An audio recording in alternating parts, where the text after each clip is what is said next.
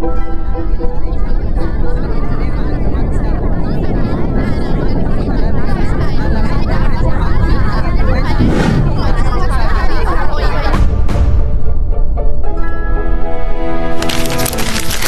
umaga sa ating lahat. Ngayon, tatalakayin ko kung ano nga ba ang heterogeneous na wika. Ang heterogeneous na wika, ito yung pagkakaiba-iba natin ng wika na ginagamit natin sa ating pang-araw-araw.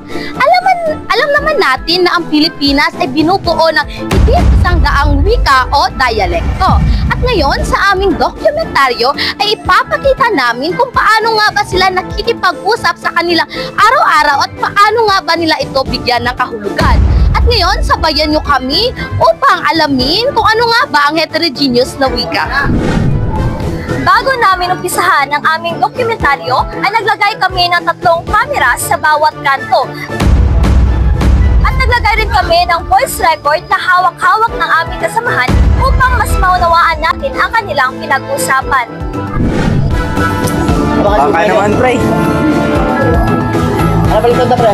Sumay, pre? Corn dog na lang. Corn dog? Ay, corn dog. Rice na lang. Rice? Sige.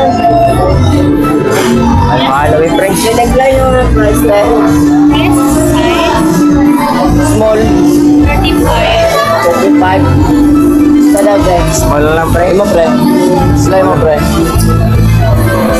Ay, small ka, pre, ah. Oo. Naka-gis, pre.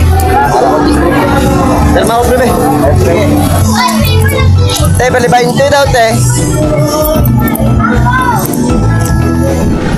Tandaan, ang wika ay hindi lamang salita. Ito ay salamin ng ating pagkatao at pagkakakilanlan. Sa kabila ng pagkakaiba-iba, ang wika ay nagbubuklod at nagbibigay saysay sa araw-araw ng ating buhay. Wika ang daan sa pagkatuto.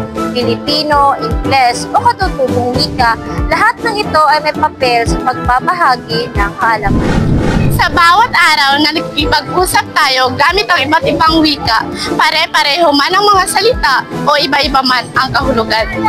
Lalong-lalo na sa panahon ngayon na lalantad na ang pag-usbong ng iba't ibang wika, lalo na sa mga kabataan.